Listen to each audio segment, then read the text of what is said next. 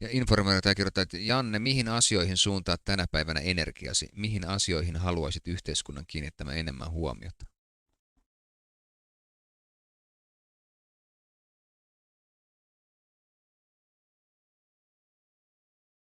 No jos nyt ihan ollaan itsekäitä ja ajatellaan sitä asiaa niin kuin tässä kohtaa omalta kantilta, niin kyllä Suomessa on tuo terveydenhuolto tällä hetkellä, niin se on aivan saatana suossa. Niin, ja sehän on mennyt vaan hirveästi. Sehän menee vaan koko ajan pahempaan suuntaan. Koko ajan menee huonompaan suuntaan, kyllä, just näin. Näetkö sä muuten, kuka oli siellä eduskuntatalolla, kun oli tämä naurettava joku tempaus, mikä siellä nyt oli? En oo. Kato, mä en ole seurannut yhtään politiikkaa. Se saa nousemaan mun karvat pystyy, Joo, saatana. joo, sama homma. Siellä oli en mäkään olisi tiennyt, mutta kukahan siitä nyt kertoo, oliko se Informeri vai kuka sanoi, että oli kattonut sitä, Markus oli kuvannut sieltä, sitten oli Tontsa oli kuvannut siellä. Niin siellä oli SDP-läisiä taisi olla, niin se oli varmaan kuin SDPn joku vaalikampanja. Siellä oli eduskuntatalon niin kuin siellä, että oliko se, että nyt riittää vai joku hoitaja. Oliko jotain näitä säästöjuttuja, mitä ne leikkaa tuolla, näitä hoitajajuttuja tai jotain muita. Niin ne oli kuitenkin jostain pohjoisesta saakka tullut jengi. En ole varmaan ajatettu jonne SDP joku varmaan vaalikampanja juttu, koska siellä oli kuulemma Aki Lindén oli paikalla. Sitten oli joku muu. Just joo. Siellä ei ollut siellä, niin kuin, eihän siellä hirveän montaa ihmistä ollut, mutta näköhän se on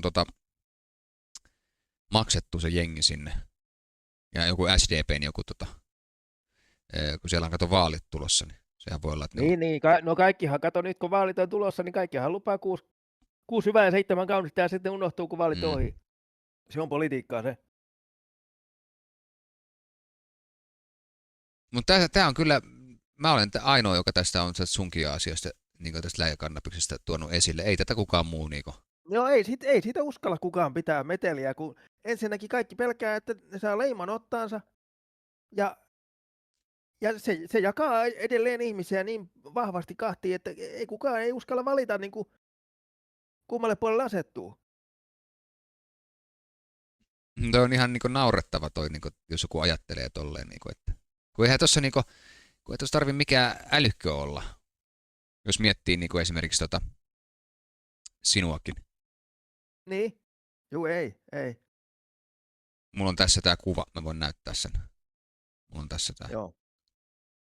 On tuossa ruudulla.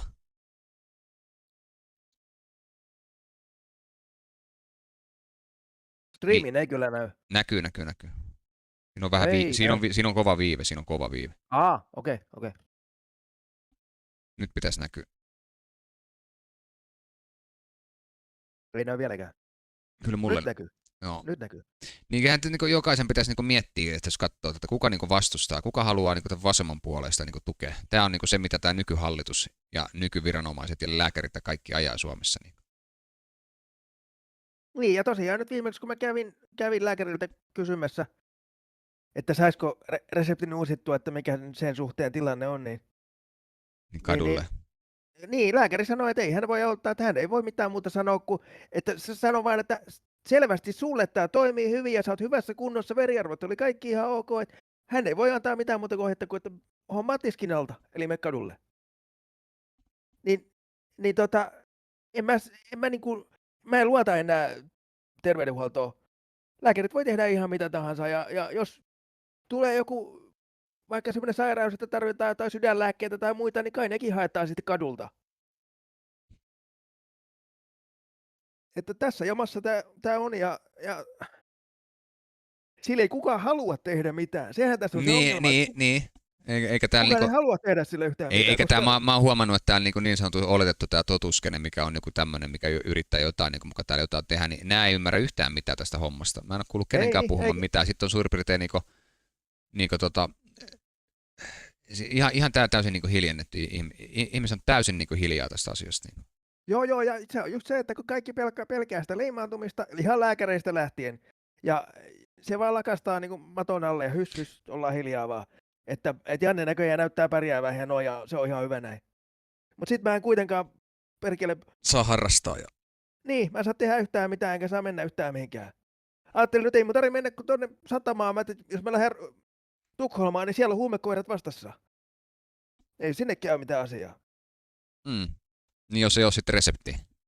Niin, nimenomaan. Musta on tehty niinku kriminaali, B-luokan kansalainen ja rikollinen, Niin toihan tuossa on niinku mitään, toihan niinku, jos joku katsoo tuota kuvaa, mikä tuossa näkyy tällä hetkellä tuossa näytöllä, niin joku, joka vastustaa niinku tätä oikeanpuoleista toimintaa ja kannattaa sitä tätä vasemmanpuoleista, niin, niin se täytyy olla hyvin sairas, mielisairas niinku, ja täysin niinku kuistilla jotenkin, eihän tässä nyt tarvitse olla mikään Einstein, että sä näet niinku sen muutoksen, niin sitten kun sä oot monta kertaa itsekin kertonut tämän, ja on paljon lääketieteellisiä ja tieteellisiä niinku todisteita tästä asiasta, niinku, ja se, että kun mikähän ei niinku puolla niinku sitä vastaan, niinku, että siinä olisi mitään haittaa sulle, vaan päinvastoin, niin minkä takia niinku no se pitää... päinvastoin. Niin. Mä oon Niin. kaikki lääkkeet saanut jätetty pois, mitä mä oon ikinä joutunut syömään. Ja kun tuota kuvaa katsoo, niin ei tarvi selitellä yhtään mitään. Sen kyllä kaikki varmasti näkee. Niin, mä en näe mitään muuta, kun tämä on ihan tarkoituksenmukaista sadismia jostakin tasolta johdettua. Niin, joku haluaa niin kuin sanoa, että ei käy, ja silloin on riittävästi valtaa, että silloin se ei sitten käy. Mutta niin kuin sanoin, niin mulla ei ole minkäännäköistä luottoa enää terveydenhuoltoon. Ja sitten on täällä näitä samoja ihmisiä, jotka maalittaa ja haukkuu, niin väitetään, että kun mä pidän tätä asiaa yllä ja yritän saada sulle oikeutta, niin mä käytän sua niin kuin hyväksi tässä. Jos se nyt on sitten hyväksi käyttöä, niin antaa sitten olla. Mutta se vaan kertoo vaan niinku tästä niinku keskustelun tasosta. Niin, kyllä.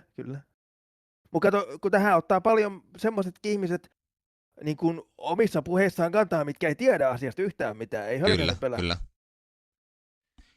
Niin, ei ole itsellä niinku minkään semmoista henkilökohtaista niinku kosketusta kyseiseen asiaan. Ei omakohtaisesti tai kenenkään ystävän tai kenenkään mun kautta. Niin on vaan semmoisia niin kuin ennakkoluuloja ja ennakkokäsityksiä, mitkä yleensä on aina ihan mettässä sitten, niin niihin nojataan ja sen mukaan annetaan argumentteja, niin se menee mettään ja lujaa.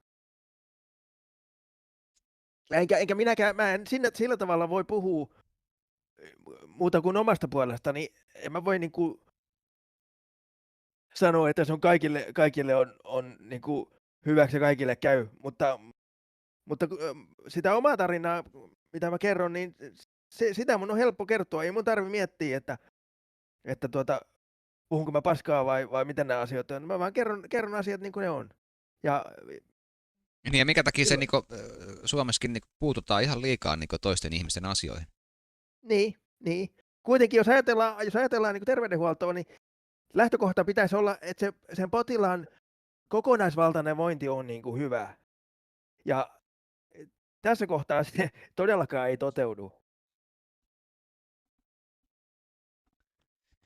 Ei, tää on ihan niinku, se on ihan tässä vitsi. Juu.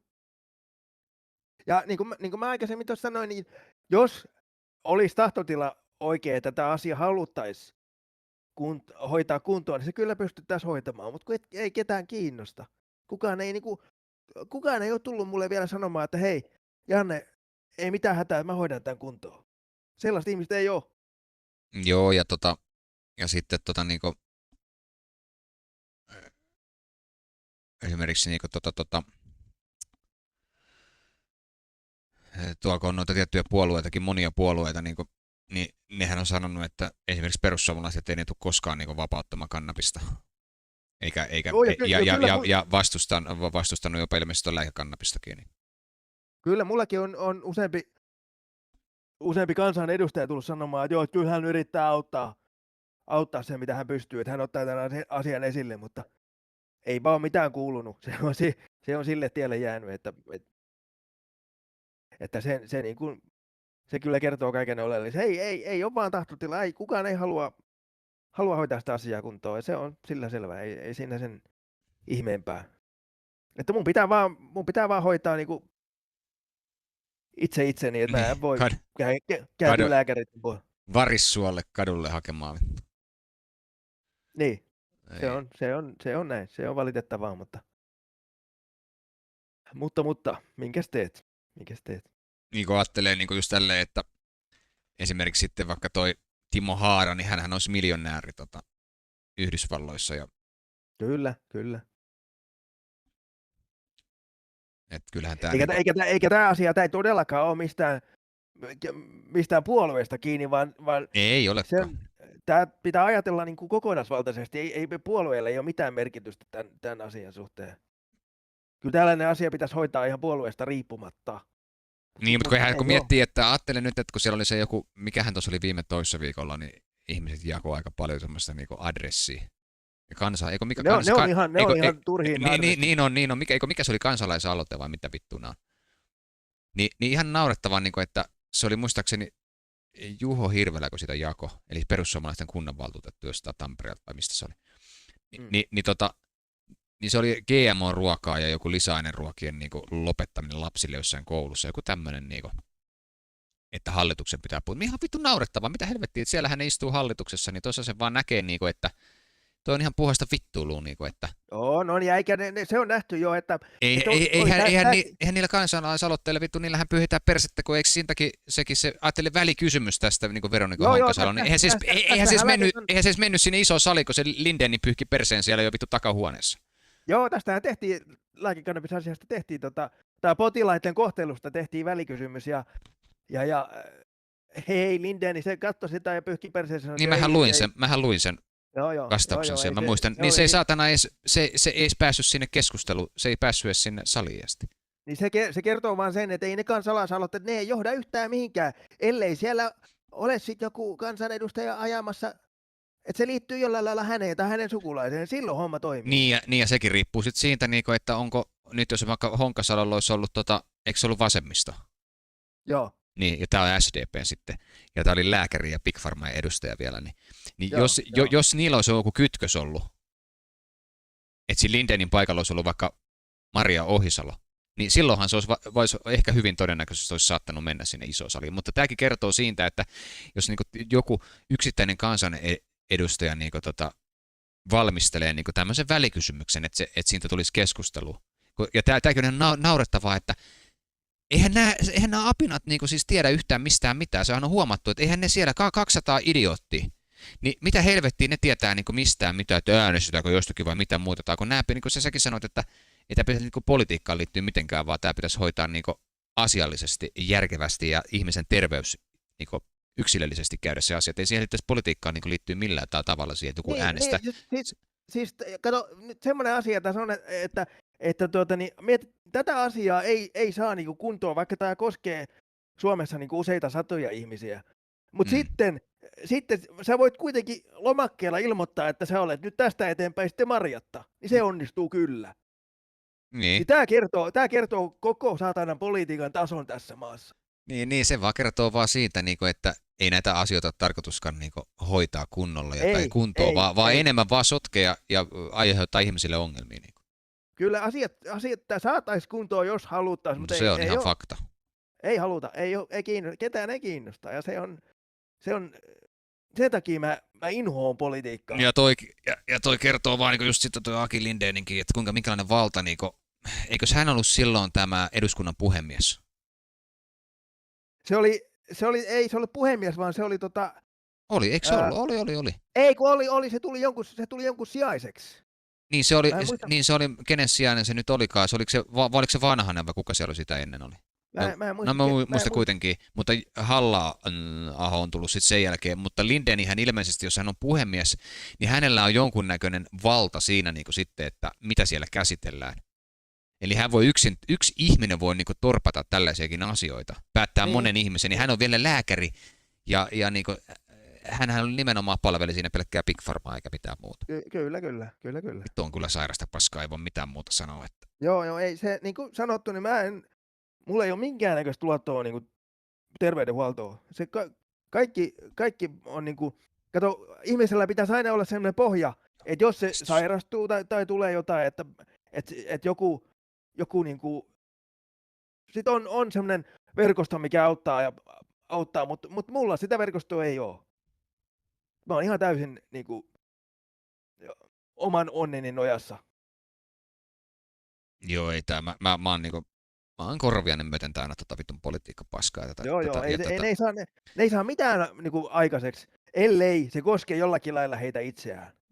Se on karu fakta. Tää epäoikeudenmukaisuus ja kaikki, mikä täällä maailmassa on kyllä vaan niin hirveetä, että toivotaan, että pahuus saataisiin hyvin noin nopeasti pois täältä. Kyllä, näin on. Mutta hei, nyt on semmoinen tilanne, että mä lähden syömään ennen kuin nousee kierrokset liian ylös. Joo, hei, kiitoksia Janne tästä pelituokiosta. Otetaan as soon as possible niin uudestaan. Joo, ei mitään, kiitoksia chatille. Ja jatketaan tästä sitten toisella kertaa. Joo, ei muuta kuin tsemppiä sinne ja kaikille muillekin, ei muuta kuin hyvää torstaita. No niin, kiitos ja mukavaa päivänjatkoa. No niin, hyvä. Moi moi. Se on moro.